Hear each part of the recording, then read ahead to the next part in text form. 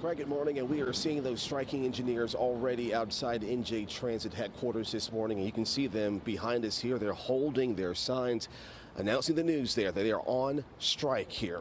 Day one of a work stoppage that promises to be paralyzing after talks between the union and NJ Transit stalled late yesterday.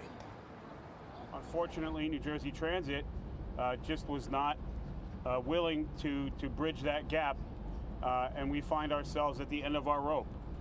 This is not something that we undertake lightly. We completely understand the impact that a strike can and will have on all the commuters of New Jersey. But ultimately, let's be clear, this rests at the feet of New Jersey Transit. And I would say unequivocally that our doors remain open.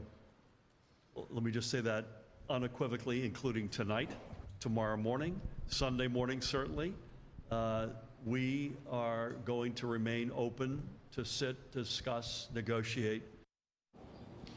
The strike starting late Thursday, some 450 NJ Transit engineers and trainees walking off the job after midnight.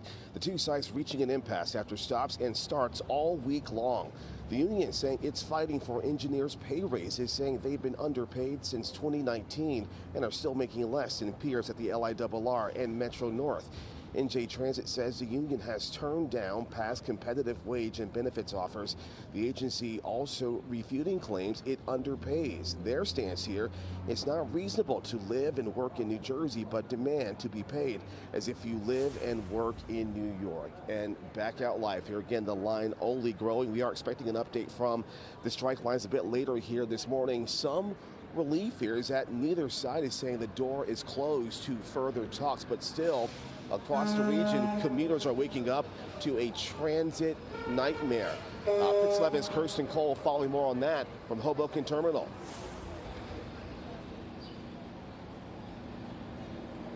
That's right, and some 350,000 commuters are being left to face the alternative reality of how am I going to get to work today or to school or to my appointments in Manhattan. They're being told, take the ferry, take the bus, stay home, take a day off. And let's take a look at those picketers already on the line. Early this morning, they were out here. The train engineer steps away from the path entrance. This is where commuters are headed to try to find their way to work. These, of course, would also be the people that are going to have to pay for those increases, along with the taxpayers of New Jersey. There are 4 park and ride locations that are going to go online as of Monday. Secaucus will get you to Port Authority and then the Woodbridge Mall. If you take that, it'll get you to Harris Path Station. Hamilton will get you to Newark Penn, and if you go to the PNC Arts Center, you can grab a bus to get you to the Port Authority. The big issue here, though, the bus contingency plan can only handle 20% of daily New Jersey Transit commuters. That's going to mean longer wait times and crowdings on ferries, existing bus routes, lots of traffic. That relief that we've seen from congestion pricing will likely roll back as people use the only options available to them to get to work. Commuters bracing for the pain of a much extended and inconvenient commute. The first people to face that were Shakira fans who had all of their mass transit options canceled last night. We rely on public transportations, and the fact that we have to drive the increased traffic and all that goes with that. So it's very inconvenient. Public transportation for people around here, it is the fastest way, is the most efficient way to get here.